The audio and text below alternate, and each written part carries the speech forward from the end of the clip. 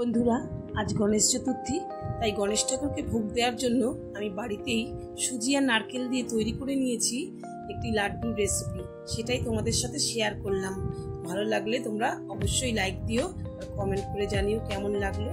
আর নতুন বন্ধুরা দেখলে তারা সাবস্ক্রাইব করতে ভুলো না। দেখো আমি কিভাবে তৈরি করেছি। এই মেজারিং কাপের 1 কাপ সুজি আমি এখানে নিয়েছি। এই কাপ মেপে আমি সবকিছু ব্যবহার করব।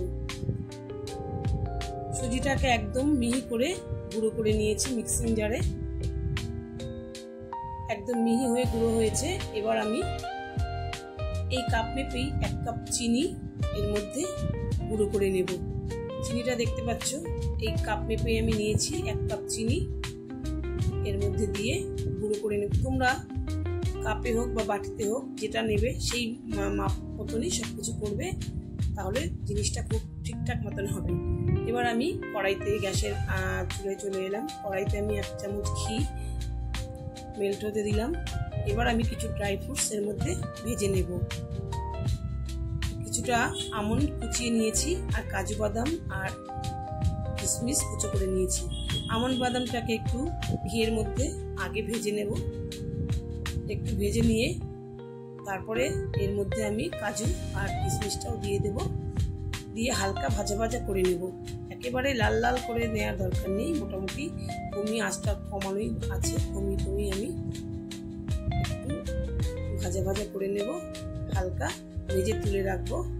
তুলে রেখে কড়াইয়ের মধ্যে আমি আবারও 2 চামচ ভরা ভরা ঘি আমি দিয়ে দিলাম। ঘিটা মেল্ট হলে পরে গুঁড়ো করে রাখা সুজিটা এর মধ্যে আমি দিয়ে দেব।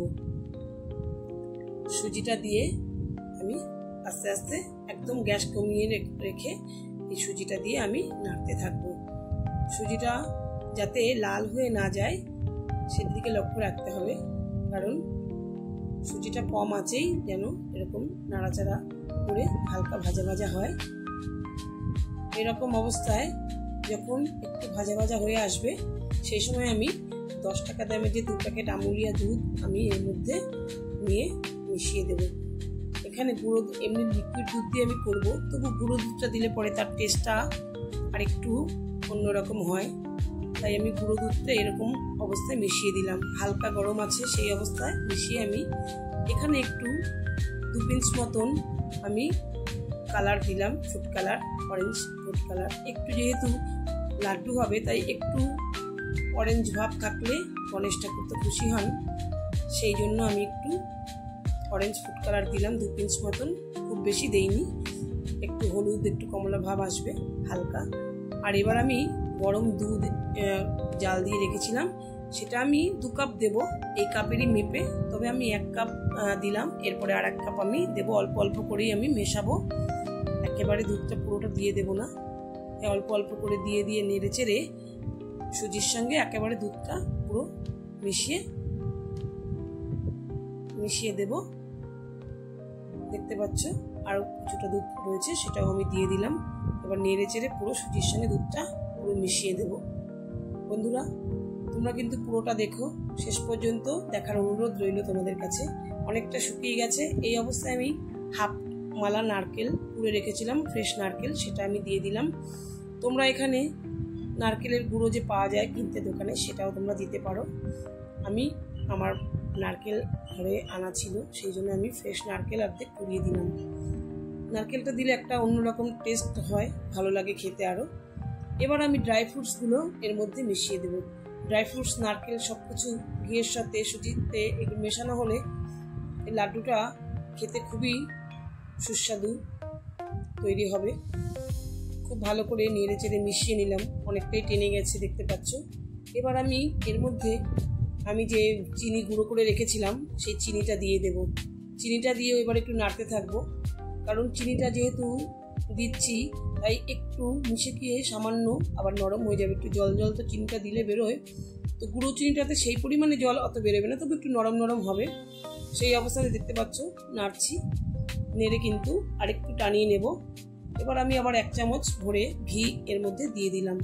একটু তো ঘি বেশি লাগেই, একটু দিয়ে আবার একটু নাড়াচাড়া করে দেখো কড়াই থেকে প্রায় ছেড়েই এসছে।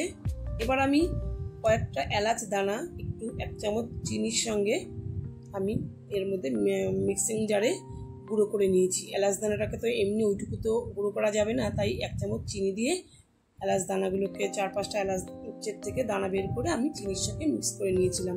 ওটাকে গুঁড়ো করে নিয়ে এর মধ্যে দিয়ে দিলাম। ব্যাস আমাদের মোটামুটি মন্ডটা তৈরি হয়ে গেল লাড্ডু তৈরি করার জন্য।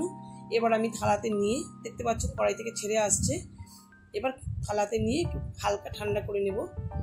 হালকা ঠান্ডা করে নিয়ে একটু আরেকবার মিশিয়ে নিচ্ছি। মিশিয়ে নিয়ে হাতে একটু ঘি মাখিয়ে নেব। একটু ঘি মাখিয়ে নিয়ে আমি এই মন্ডটা থেকে একটু একটু করে লাড্ডুর শেপ দিয়ে আমি তৈরি করে নেব। বন্ধুরা, তৈরি হয়ে গেল গণেশ চতুর্থীকে গণেশ ঠাকুরকে ভোগ দেওয়ার জন্য লাড্ডু। আমি খুবই তাড়াহুড়ো করছিলাম, সকাল 10টার মধ্যে আমাদের পাশের বাড়িতে পুজো, সেখানে আমি এই ভোগটা দেব। তো যাই হোক, আমার 10টার মধ্যেই হয়ে গেল। তো তোমরা এভাবে তৈরি করে দেখো, ঘরে থাকা উপকরণ দিয়ে খুব তাড়াতাড়ি তৈরি হয়ে যাবে লাড্ডুটি। তোমরা সকলে আমার এই ভিডিওটা দেখার জন্য অনেক ধন্যবাদ। তোমরা সকলে সুস্থ থেকো, তোমাদের ভালো হোক সকলের, ঠাকুর সকলকে মঙ্গল করুক সকলের। ধন্যবাদ।